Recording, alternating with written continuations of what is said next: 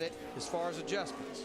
And I think the other thing, Larry, I'm not sure as we look down ahead up here to our leader, Kyle Busch, I'm not sure that that 48 car isn't better the longer it runs. And the 18 car looks like it might fall off just a little bit. And that could be the difference here at the end of the race.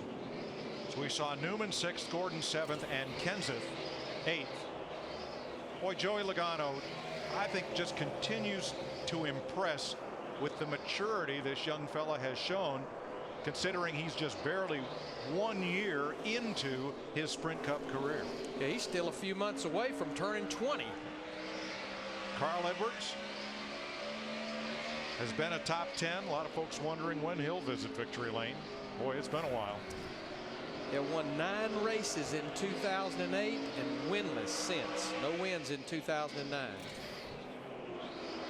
Marcus Ambrose started 4th. High hopes for him tonight. He's running better than he was in the middle portion of this. Is Mark Martin. The car came to him. Started 23rd. He's up to 12th. Talked about Martin Truex Jr. a couple of times in that 56 car. He's overcome a lot. All of his problems were early in the race, and he's sitting there in the 13th position. It won't be a win for pole sitter A.J. Allmendinger, but he looks like he's going to bring the Valvoline Ford home with a lead lap finish, quite possibly a top 15. And Robbie Gordon, what a great shot in the arm for this team, because Robbie's had nothing but bad luck this year. And you know, honestly, even though we look at top 5s and top 10s, if you can finish in the top 15 in a Sprint Cup Series race, you've had a good night with the way the competition is. After getting the free pass at lap 136, David Reagan's car woke up. He's in the top 20. Dale Jr. qualified 5th and had high hopes, but the car started chattering on him. They had a broken splitter brace that gave them some grief, and now they find themselves in 18th. Yeah, I think that broken splitter brace, I think it sent that team in the wrong direction. I think they started making adjustments and pit stops trying to fix something before they actually figured out what it was. Tony Stewart, we told you, as we transitioned to dust, they took a big swing at the car in the wrong direction. Smoke is 19th. And Scott Speed started outside pole, went backwards, needed the free pass to get back on the lead lap, and now he's pretty solid 20th. Denny Hamlin trying to get alongside. Hamlin's 2 laps down when they changed the battery and the car stalled at the end of pit road and needed a push. But you know what? My hat's off to Denny Hamlin, Larry. He has toughed it out. It wasn't his fault that they got in a wreck down there, and it wasn't his fault the battery went dead and they had to change that all out. I think he'd have been all right if those things hadn't happened. But he's gutting it out, and I'm proud of him for it. Greg Biffle doing yeoman's work, having a tough night. In the 3M Ford, he is 21st, hanging on to the lead lap, as is Brad Keselowski. But in Keselowski's case, it's because of crash damage that he sustained, and so did David Rudiman a little later.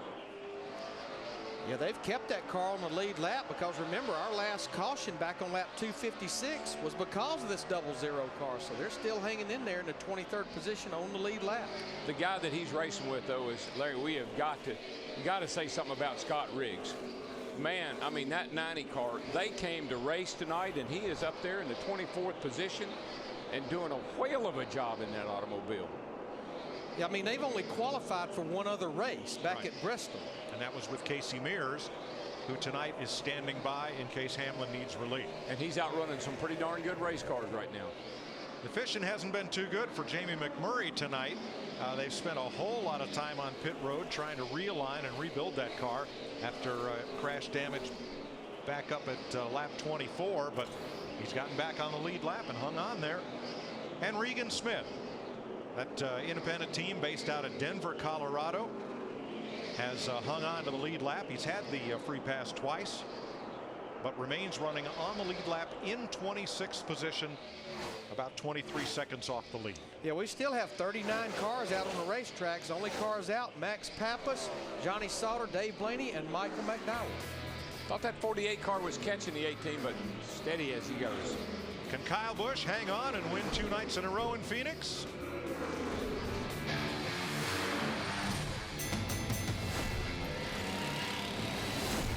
You're watching NASCAR on Fox.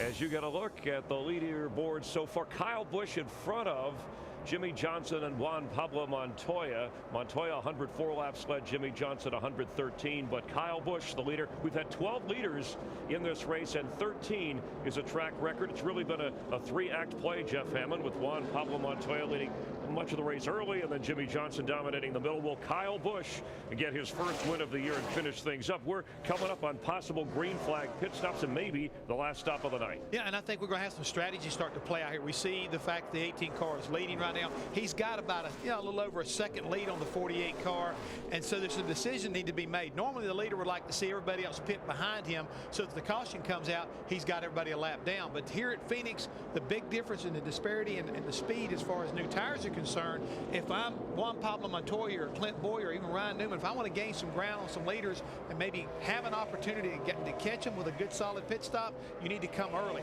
That pit window should open up around 3:31 to 3:41. So somewhere in there, we're going to see a lot of guys start making decisions. And the key thing is, it's an opportunity for these crews to shine. You do a really good job getting on off pit road, you could possibly pick up a lot of valuable time on the leader. And of course, Kyle Busch, remember the treacherous restarts on this track, what he learned Saturday night as well. And the leader, by the way, with 10 to go, 10 laps to, has lost 4 of the 6 races so far. And we thank you for getting involved in the AT&T fastest pit crew. Texting to 2258 as you see Jimmie Johnson, Matt Kenseth, Juan Pablo Montoya. Jeff ranking the pit crew's work so far, and they'll be on the spot coming up. They're definitely going to be on the spot right now where they can perform, because Jimmie Johnson's guys have been up toward the top along with the 42 all night long, and now it's showtime and pressure time. Let's rejoin Darrell, Larry, and Mike.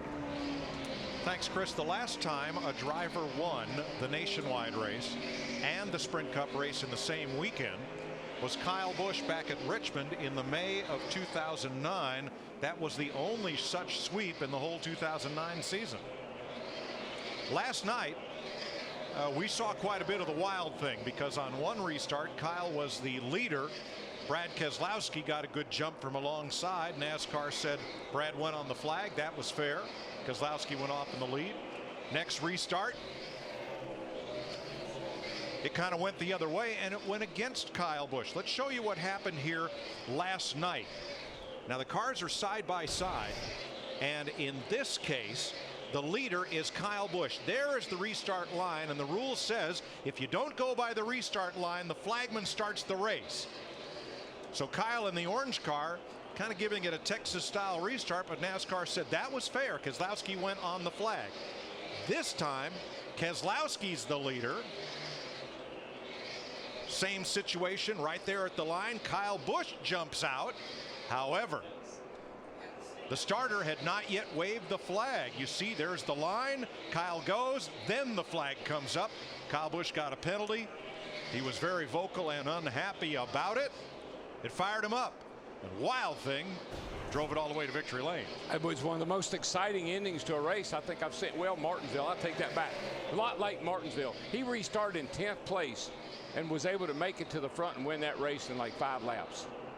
Unbelievable. But you know, that's one side of Kyle Busch. The other side of Kyle Busch is Kyle actually has approximately about 85 children here tonight from the Sunshine Acres home in nearby Mesa, Arizona.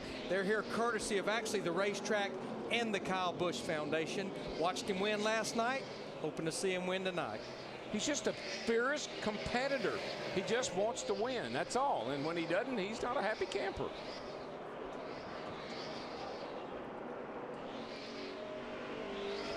Kyle Busch out in front of Jimmie Johnson by 1.5 seconds, with Montoya 3rd, Boyer 4th, and Ryan Newman now in the 5th spot.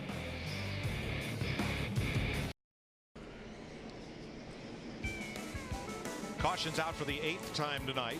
Travis Kvapil looks like he lost an engine and he has coasted into the garage area. Jamie McMurray will get the free pass. Here he comes. Going down into turn 1, and you can see the thing just detonated. Now that has implication with our top 35 owners that yeah. those cars exempt from having to qualify into the show next week. Yeah, that car was 35th in owner points. Robbie Gordon is 36. That would be a car that wish we were still just running 312 laps because we're only 3 laps past that mark. What Robbie Gordon's got to do is be sure and get his car home to the finish running in the 15th spot.